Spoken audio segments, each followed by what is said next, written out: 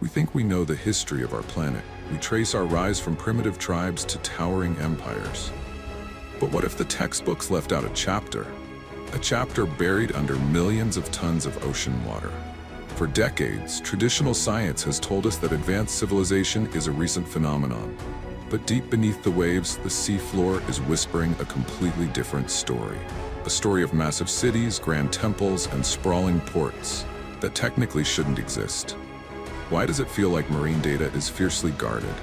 Why are certain ruins dismissed before an excavation even begins? Today, we are diving into the abyss to uncover the truth they are hiding. Let's begin our descent in Egypt, at the eastern harbor of Alexandria. For centuries, historians argued about the legendary royal quarter. This was the crown jewel of the Ptolemaic kingdom. It was the very ground where Cleopatra ruled, where Julius Caesar walked, and where Mark Antony spent his final days. According to ancient texts, it was a place of unparalleled luxury, filled with grand palaces, towering temples, and red granite sphinxes. But by the 4th century, all of it completely vanished. Mainstream academia written it off as an exaggeration, and poetic myth lost to time. That was until the 1996, when French marine archaeologist Franck Gaudiot and his team decided to look beneath the murky waters of the modern harbor. What they discovered shocked the scientific community. Just a few meters below the surface, buried under centuries of harbor sediment and pollution, lay an entire submerged continent of history. They didn't just find rocks, they found massive columns that once held up royal palaces. They found perfectly preserved statues of the goddess Isis, giant limestone blocks from ancient foundations, and remarkably intact sphinxes staring up into the dark water. The legendary island of Antirodos, where Cleopatra built her private palace, was actually right there, preserved in a cold, liquid tomb.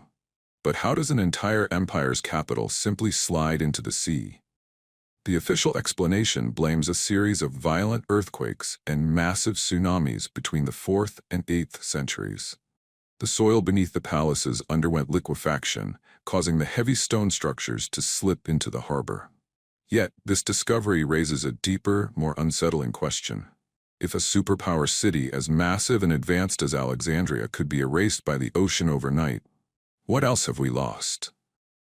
For over 1,000 years, science denied the physical existence of Cleopatra's sunken world simply because they couldn't see it from the shore. Alexandria's royal quarter proves a terrifying truth. The sea doesn't just preserve history, it hides it from those who refuse to look deeper. Now let's travel north across the Mediterranean to the southern coast of Laconia, Greece. Here, just a few meters beneath the crystal-clear turquoise water, lies Pavlopetri. This isn't just another sunken site. Pavlopetri is officially recognized as the oldest submerged town in the entire world. We are talking about a civilization that flourished over 5,000 years ago, long before the Golden Age of Athens, and even before the famous Trojan War. For generations, humanity believed that early Bronze Age societies were primitive, living in scattered, disorganized mud brick settlements. But Pavlopetri shatters that entire timeline. When marine scientists and digital archaeologists mapped the site using advanced three-dimensional sonar technology, they didn't just find scattered ruins. They uncovered a perfectly planned urban metropolis. Imagine swimming down a street and realizing it's part of a massive grid system. The team mapped out at least 15 distinct buildings, inner courtyards, well-defined streets, and even a complex water management system with channels and pipes. There were 2-story houses, massive public buildings, and a central plaza where citizens once traded goods brought by ships from across the Aegean Sea. This was a highly organized maritime hub.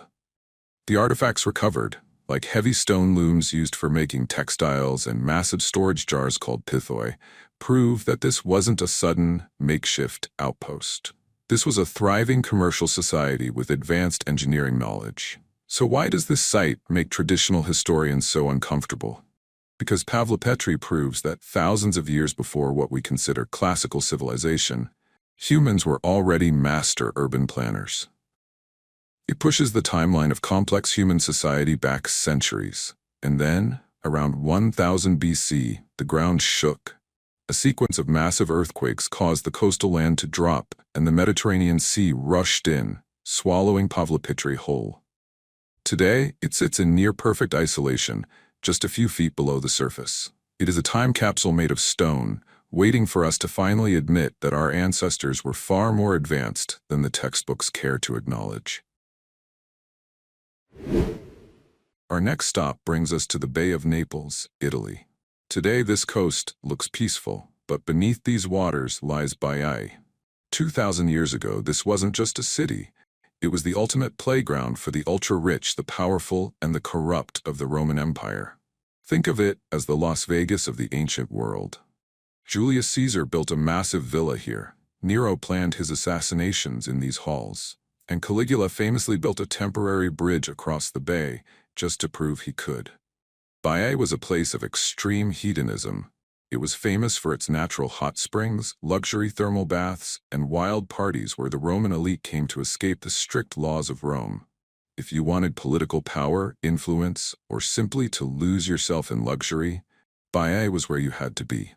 But this paradise of vice was built on a time bomb. The entire region sits on a supervolcano known as the Phlegraean Fields. Over the centuries, a phenomenon called bradyseism, the gradual lifting and sinking of the Earth's crust caused by underground magma movement, took its toll. The ground didn't explode, it simply and quietly began to sink. By the 8th century, the luxury villas, the marble temples, and the paved streets of Baiae were completely reclaimed by the Mediterranean Sea. What makes Baiae so chilling to explore today is how perfectly preserved it is.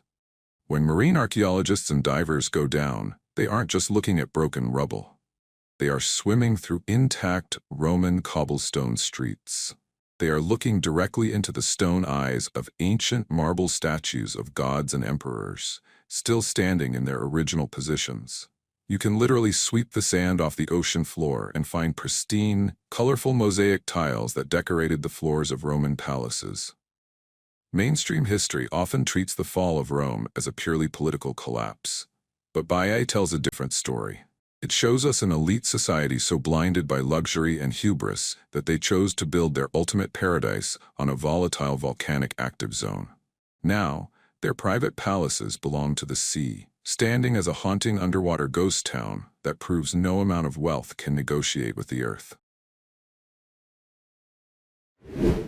Now, let's leave the warm Mediterranean behind and head north to the cold, foggy waters of the Wadden Sea in Germany.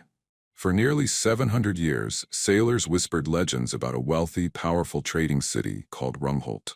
According to local folklore, Rungholt was a place of immense riches, but its citizens grew arrogant, proud, and wicked. The myth goes that as a punishment for their sins, the sea rose up in a single, terrifying night and swallowed the entire city whole.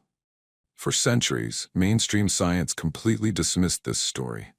They wrote Rungholt off as nothing more than a German myth, a cautionary tale told to frighten children. But traditional history was wrong. In recent years, the shifting tides of the North Sea began to expose secrets buried deep in the mud. Extreme low tides revealed something incredible. A 2-kilometer chain of medieval structures right there in the silt. Marine researchers and geologists started excavating the mudflats. They didn't just find scattered relics. They uncovered the foundations of a massive church, sophisticated drainage systems, remains of high-quality harbor walls, and thousands of pottery shards from all over Europe. Rungholt wasn't a myth. It was a thriving, wealthy commercial hub that dominated the region's trade networks. The scientific truth behind its destruction is even more terrifying than the legend. On January 16, 1362, a monstrous storm surge, known historically as the Grote Mandrenke, or the Great Drowning of Men, slammed into the coast. Powered by hurricane-force winds, the North Sea breached the primitive earthen dikes.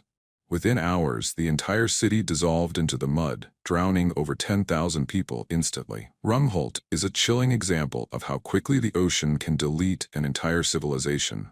For 7 centuries, academia ignored its existence because there were no stone monuments standing on dry land.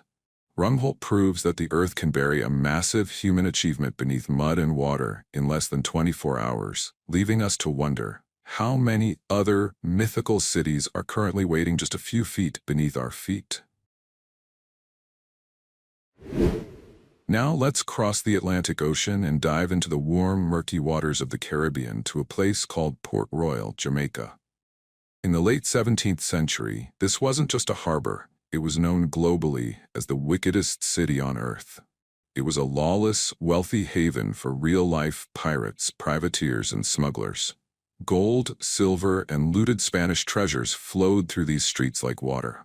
Taverns, gambling dens, and brothels operated 24 hours a day. Port Royal was expanding rapidly, with heavy brick buildings constructed right along the very edge of the coastline to show off its growing power. But on June 7, 1692, the party came to a sudden, apocalyptic end. At precisely 11:43 in the morning, a massive 7.5 magnitude earthquake struck the island. But it wasn't just the shaking that destroyed Port Royal. Because the city was built on loose, saturated sand, the violent tremors triggered a terrifying geological event called liquefaction. In an instant, the solid ground turned into a liquid quicksand. Heavy brick fortresses, taverns, and crowded markets literally dissolved and slid straight into the harbor. Seconds later, a massive tsunami triggered by the earthquake slammed into the coast, burying the city under 40 feet of water. In less than 3 minutes, 2/3 of the pirate capital vanished. Today, Port Royal sits frozen in time, just a few meters below the ocean surface. When underwater archaeologists excavated the site, they didn't find typical shipwreck debris. They found a maritime Pompeii. They discovered intact brick walls of taverns, fully stocked shipyards, and plates still sitting on dining tables. They even recovered a pocket watch with its hands permanently frozen at 11:43. The exact moment the disaster began. Traditional history focuses on civilizations that slowly faded away, but Port Royal is a shocking reminder of how nature can freeze a society in its tracks. It proves that the line between a sprawling, golden metropolis and an underwater ghost town is only a matter of minutes. Now let's travel to the coast of Tamil Nadu, India, where the line between ancient myth and physical reality completely blurs. For centuries, local fishermen and coastal communities passed down an epic legend. They spoke of the pagodas, 7 magnificent, towering granite temples built right along the shoreline. According to the myth, these temples were so breathtakingly beautiful that the gods became jealous. In a fit of divine anger, the gods triggered a massive storm, causing the ocean to swallow 6 of the temples in a single day, leaving only one standing on the shore. For generations, mainstream Western historians laughed this story off. They labeled it a colorful fable, a piece of local folklore with zero scientific basis. But on December 26, 2004, the Earth decided to correct the textbooks. A massive 9.1 magnitude earthquake struck the Indian Ocean, triggering a catastrophic tsunami. But just before the deadly wall of water slammed into Mahabalipuram, something extraordinary happened. The ocean forcefully receded. The water pulled back hundreds of meters into the deep sea, exposing the ocean floor. And there, standing in the temporary dry air, eyewitnesses saw a long, straight row of massive, man-made structures, giant stone walls, and carved rock formations staring back at them. The sea had pulled back its veil, revealing the myth was real, right before the wave hit. Once the waters finally settled, a team of marine scientists and divers from the Archaeological Survey of India went down to investigate. What they found was undeniable. Resting a few meters below the surface were massive, sharp-edged granite blocks, long collapsed walls, and large platforms with clear evidence of human stone carving. These weren't natural rock formations. They found structures that matched the architectural style of the surviving shore temple perfectly. Mahabalipuram is a powerful lesson in modern archaeology. It proves that ancient legends are often just eyewitness history waiting to be decoded. For centuries, science ignored the sunken temples simply because they were hidden by the tides. But the ocean could only guard the secret for so long, proving that sometimes the myths we dismiss are completely right. Our exploration of India takes us deeper, both into the ocean and into the distant past, to a site known as Poompuhar. Mentioned extensively in ancient Tamil Sangam literature, Poompuhar was described as a legendary, sprawling port capital. Texts described it as a magnificent city with massive docks, bustling international markets, and giant lighthouses where merchant ships from Rome and China came to trade. But just like the other legends we've explored, ancient texts claim the sea grew angry and devoured the entire metropolis in a violent cataclysm. For generations, traditional Western historians viewed Poompuhar as a highly romanticized exaggeration, believing it was nothing more than a small local fishing village. That was until marine geologists and oceanographers using advanced side-scan sonar began to map the waters miles offshore. What they found hidden beneath the sediment didn't just validate the ancient texts, it completely terrified traditional academia. The sonar data revealed a massive, submerged urban landscape stretching far out into the ocean. They mapped out long, parallel stone walls, well-defined harbor structures, and an extraordinary horseshoe-shaped anomaly that heavily resembles a grand ancient stadium or theater. These weren't just broken rocks. This was heavy, industrial-scale marine engineering. But here's where the discovery becomes highly controversial. Marine scientists calculated the depth at which these structures sit, over 23 meters below the surface. According to established global sea level charts, for this specific area to be dry land where humans could build, you have to go back to the end of the last ice age. We are talking about a civilization existing over 11,000 years ago. This is exactly why mainstream history hesitates to fund further excavations at Poompuhar. If they officially admit that an advanced maritime superpower with complex engineering existed 11,000 years ago, the entire timeline of human history collapses. It means civilizations didn't start with Mesopotamia or Egypt. Poompuhar stands as a silent, stone challenge to modern science, proving that the cradle of human civilization might not be buried in the dirt of the desert, but drowned under the waves of the Indian Ocean. Now, let's cross the Pacific Ocean to the remote island of Poompuhar in Micronesia. Out here, in the middle of nowhere, lies Madol, a sprawling, megalithic city built entirely on top of a coral reef. Known often as the Venice of the Pacific, Madol consists of over 90 artificial islands linked by a network of tidal canals. But what makes this site a massive headache for mainstream science is its construction. The entire city is built from roughly 250 million tons of naturally formed basalt columns. Some of these massive stone logs weigh up to 50 tons each. Local legends state that the city was built by two powerful mythical sorcerers who used magic to levitate these colossal stones through the air from the other side of the island. For generations, traditional history dismissed this as a fantasy. But when engineers tried to recreate the construction using primitive rafts and ropes, they failed miserably. The stones were simply too heavy. The mystery deepens when you look at what lies beneath. While the stone walls rise high above the water today, local divers and marine researchers discovered that the visible city is just the tip of the iceberg. Extending deep into the dark ocean floor are matching, submerged basalt structures, ancient pillars, and hidden stone vaults.